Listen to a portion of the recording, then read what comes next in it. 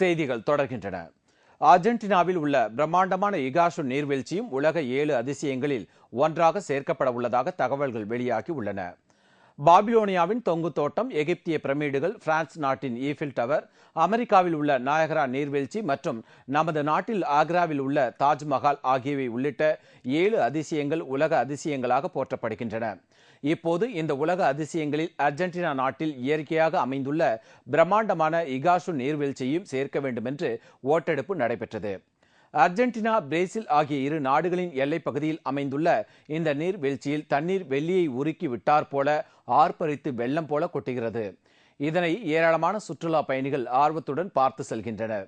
உலகம் முழுவதும் இருந்து போன் மூலமாகவும் ஆன்லைன் மூலமாகவும் இந்த கருத்து கணிப்பு அறியப்பட்டதில் இகாசு நீர்வீழ்ச்சியை பெரும்பாலானவர்கள் உலக அதிசயமாக சேர்க்க வாக்களித்திருந்தனர்.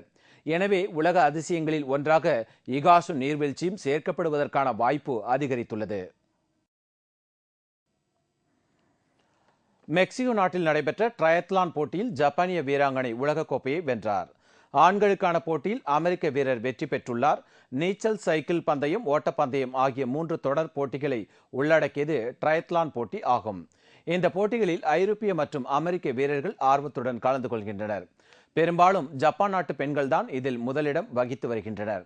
மெக்சிகோ நாட்டில் உள்ள குவாத்துல்கோ நகரில் சர்வதேச அளவிலான பெண்களுக்கான ட்ரையத்லான் போட்டி நடைபெற்றது. இதில் ஜப்பான் வீராங்கனை ஜுரி ஜடே முதல் பரிசை வென்றார். 2வது ஆண்டாக அவர் இந்த பரிசை வென்றுள்ளார். ட்ரையத்லான் போட்டியில் 2ஆம் பரிசை இத்தாலிய வீராங்கனை அன்னமரியா மாசெட்டி தட்டிச் சென்றார். ஸ்பெயின் வீராங்கனை மரீனா 3வது பரிசு பெற்றார். இத்துடன் செய்திகள் நிறைவடைந்தன. மீண்டும் செய்திகள் நாளை காலை 7 மணிக்கு. உங்கள் பிரச்சனைகளுக்கு உடனடி தீர்வு காண 30134600 என்ற கேப்டன் டிவியின் தொலைபேசி எண்ணை தொடர்பு கொள்ளுங்கள். வணக்கம்.